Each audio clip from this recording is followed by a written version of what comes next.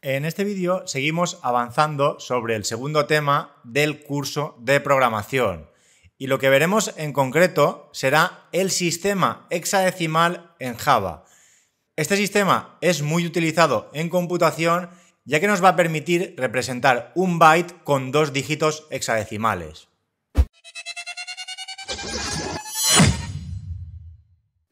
Bien, tal y como he dicho hace un momento, el sistema hexadecimal es muy utilizado en computación y es un sistema que tiene base 16. Esto realmente lo que significa es que tenemos 16 valores distintos para representar un único dígito hexadecimal.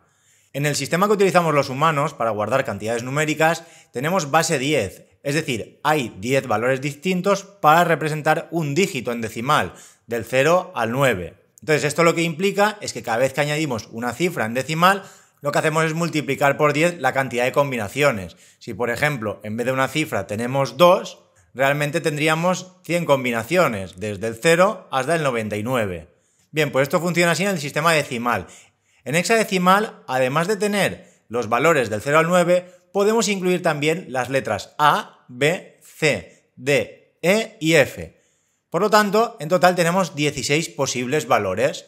¿Qué implica esto?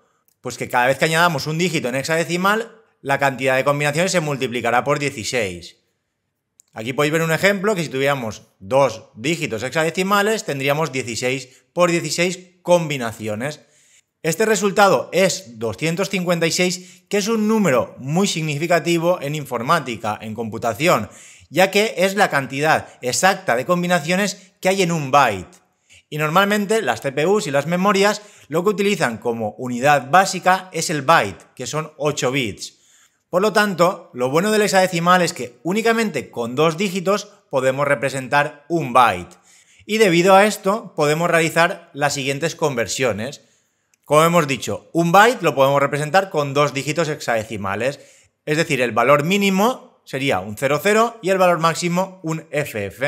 Al final podemos combinar como queramos. En el primer dígito podemos poner desde el 0 hasta el 9 y desde la A hasta la F, y en el segundo igual. Entonces, en total, si buscáramos todas las combinaciones, nos saldrían 256. Luego tenemos el short, que utiliza 2 bytes para almacenar la información. Por lo tanto, podríamos representarlo con 4 dígitos hexadecimales que irían desde el 0000 hasta FFFF. Aquí además, que no lo he comentado, para representarlo en hexadecimal lo que se suele hacer es poner primero un 0 y luego una X. De hecho, en Java veremos que es la forma de declarar variables en hexadecimal. Bien, a continuación tendríamos el int, que utiliza 4 bytes para guardar la información. Por lo tanto, en este caso necesitaríamos 8 dígitos hexadecimales. Tendríamos el rango desde todo a ceros hasta todo a F. Y finalmente tendríamos el long, que son 8 bytes. En este caso necesitaríamos 16 dígitos hexadecimales. No lo he añadido porque realmente es lo mismo, pues tendríamos desde el 0x con 16 ceros hasta el 0x con 16 fs. Y tal y como acabo de decir, pues para declarar las variables de tipo entero en hexadecimal, en Java, primero debemos escribir 0x. Por ejemplo, aquí estoy declarando 3 variables de tipo byte.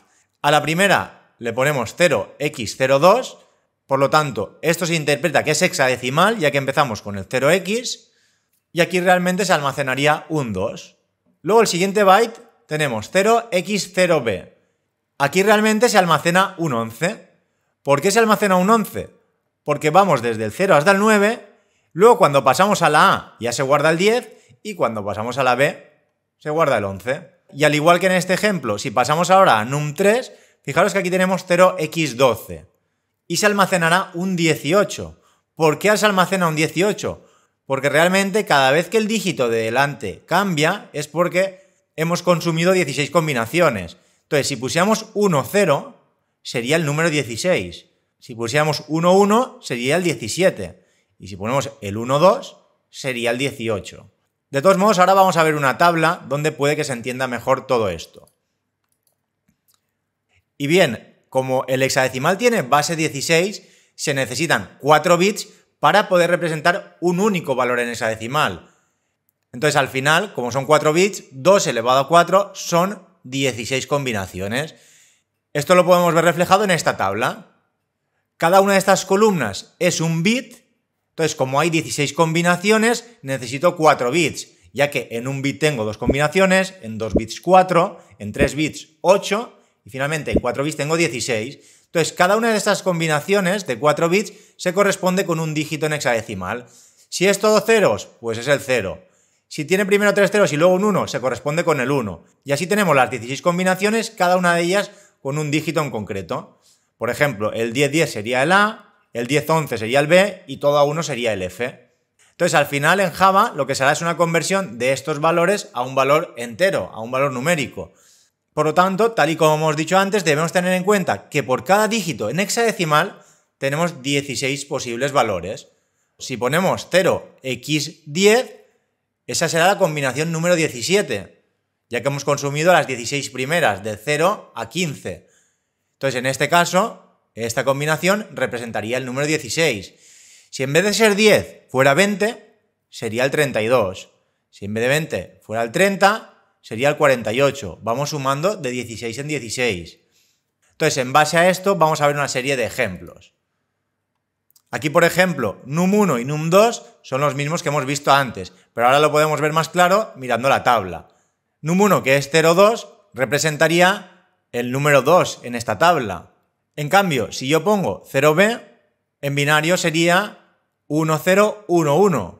Pero claro, como estoy guardándolo en decimal, no tengo las letras. Lo que se hace es que cuando se llega a la A es un 10, cuando se llega a la B es un 11, y así hasta la F, que sería el 15. Entonces, con ello pasaríamos a num3, que es 0x10. Al ser el 10, realmente es el siguiente al 0f. Si el 0f es un 15, el siguiente, que es el 10, será un 16. Luego el 11 sería el 17 y el 12 sería el 18. Y luego aquí tenemos una serie de ejemplos para que veáis realmente cómo funciona internamente Java a la hora de almacenar la información, ya que cuando tenemos enteros hay positivos y negativos. Entonces lo que se hace es dejar la mitad para los positivos. ¿Y dónde terminaría esa mitad? Pues en el 7F. El 7F sería el último de los positivos, ya que el 80 formaría parte de la otra mitad. Y aquí algo interesante es que el 80 realmente es el valor mínimo que se puede almacenar. Aquí en este caso el cambio de una mitad a la otra se hace de 7F a 80. Entonces el 7F es el valor máximo y el 80 es el valor mínimo. Y a partir de ahí los negativos van acercándose cada vez más al 0. Si por ejemplo tuviera el 0x81 sería menos 127. Entonces iríamos decrementando a medida que avanzamos hasta que el último, el FF, sería el menos 1, que es el que tenemos de ejemplo en num5. Y además, para finalizar aquí en num8 y num9 he puesto dos ejemplos adicionales. En el primer caso, en num8, yo le he puesto un 0 delante. Entonces aquí realmente estoy utilizando 3 dígitos hexadecimales. Esto realmente no cabe. Lo que sucede es que como son ceros, los descarta y finalmente almacena un 18. Es equivalente a declararlo al igual que lo hemos hecho en num4, sin poner ese 0 delante. Sin embargo, si no pongo un 0, como en este caso, como en el caso de num9, y pongo un 1, aquí sí que me da error, ya que este número es imposible de almacenar en un byte, porque estamos utilizando 3 dígitos hexadecimales.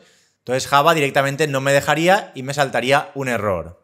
Bien, y pasemos ahora a ver por qué realmente Java almacena los valores numéricos de este modo. Es decir, por qué primero almacena los positivos y luego cuando empieza con los negativos empieza con el valor mínimo. Esto se debe a que Java utiliza el complemento A2 para almacenar enteros.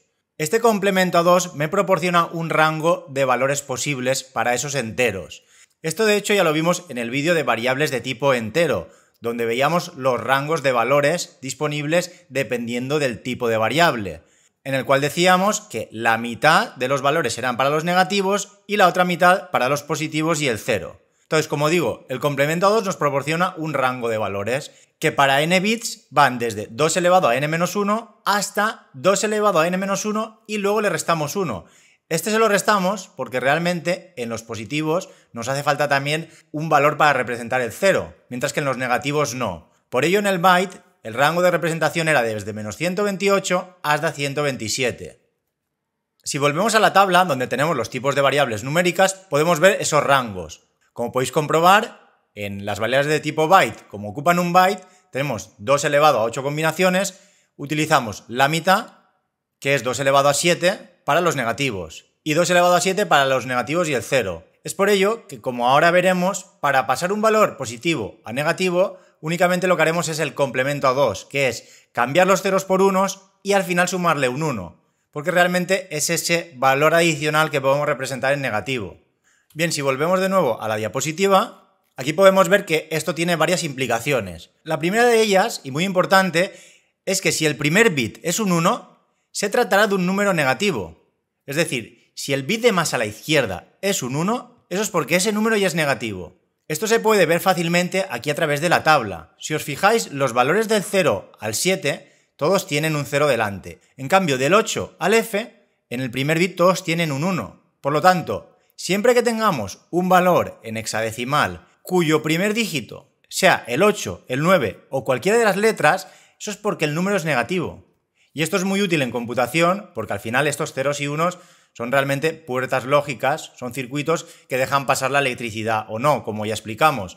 Entonces, simplemente comprobando este primer bit ya se sabe si se trata de un número positivo o negativo. Además, el complemento a 2 es muy útil porque cambiar de un positivo a un negativo también es muy fácil, ya que, tal y como he dicho antes, lo único que debemos hacer es cambiar los ceros por unos y a continuación sumar 1 en binario. Ahora, de hecho, lo vamos a ver a través de varios ejemplos. Y además, algo muy importante es que facilita mucho la resta de números binarios al procesador. En realidad, de esto se encarga la ALU, la unidad aritmético-lógica, que es la encargada de realizar todas las operaciones sobre los bits. Entonces, esto simplifica mucho la forma de trabajar de esta unidad, ya que no le hace falta saber restar. Simplemente lo que hace es sumar números negativos. Esto le permite pues, que cuando tiene que restar dos números, una parte de la ALU lo único que hace es sacar el complemento a 2 de ese número y luego lo suma.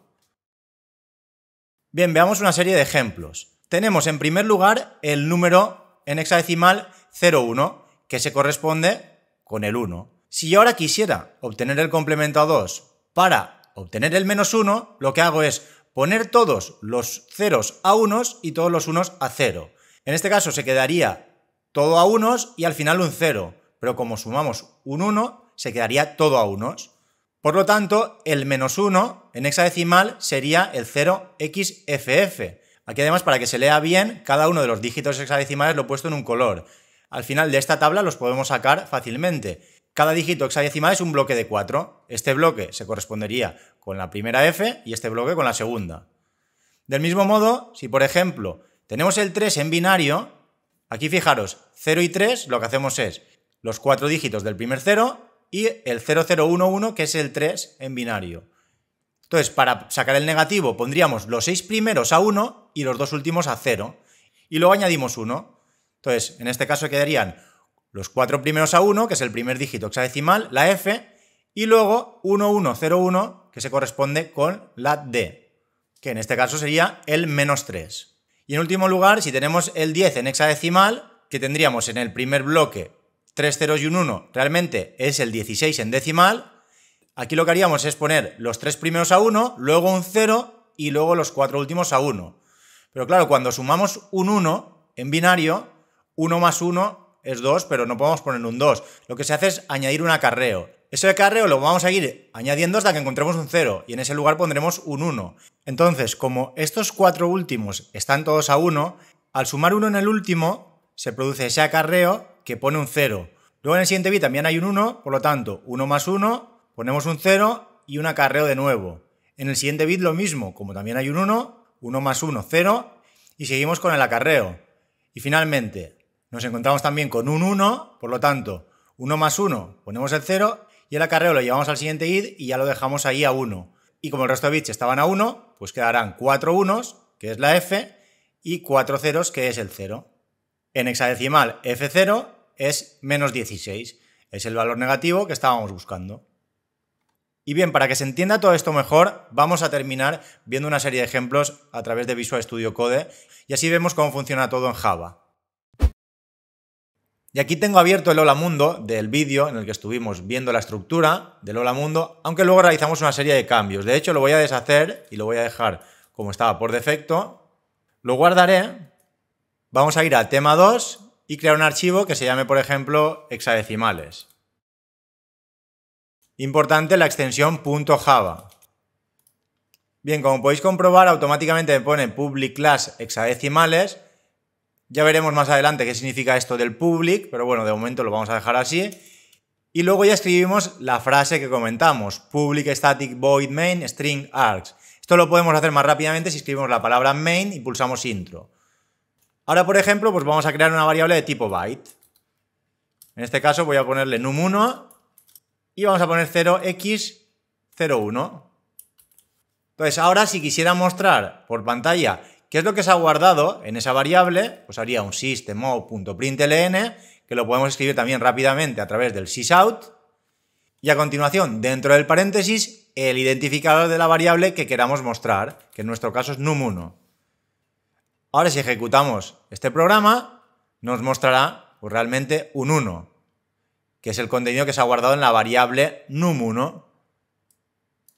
Pero si, por ejemplo, ahora ponemos 0f, esto se corresponde con el número 15. Si hacemos un run de nuevo, como podéis comprobar, ahora sale el 15. Si pasamos ahora al 10, sería el siguiente, ya que después de la f ya no tenemos nada. Entonces lo que hacemos es incrementar el dígito de la izquierda y el actual lo ponemos a 0. Entonces ahora será el 16.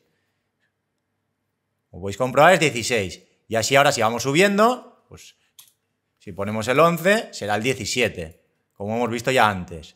Si por ejemplo pongo el 20, será el 32.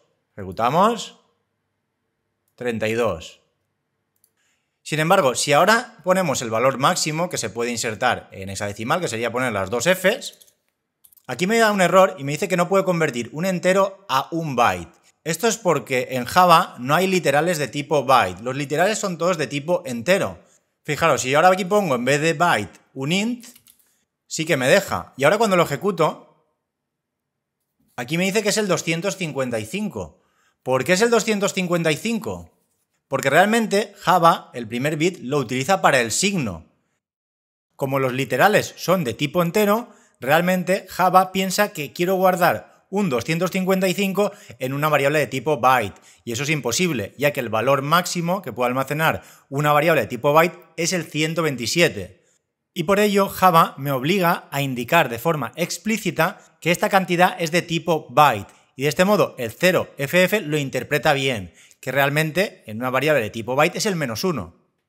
Si por ejemplo escribiera el 80, este realmente es el primer valor que no se puede representar con un byte, que es el 128. De hecho, si lo pongo en byte, tampoco me va a dejar. Porque como interpreta que esto es un int, y este valor es 128, ese tampoco se puede representar con un byte. Entonces Java necesita que le diga que esto realmente es un byte, porque lo está interpretando como entero. Entonces, cuando esto es un byte, la cosa cambia. No es el 128. Entonces, si hago un casting, ya más adelante explicaremos qué es esto del casting, poniendo aquí la palabra byte ya me deja, porque le estoy indicando que esto de aquí es un literal de tipo byte. Entonces ya no lo interpreta como 128, lo va a interpretar como el valor mínimo. Ahora si lo ejecuto, será el -128. Y esto es igual que lo que hemos visto antes. Si por ejemplo pongo el ff, será todo a unos, ejecutamos, es el -1.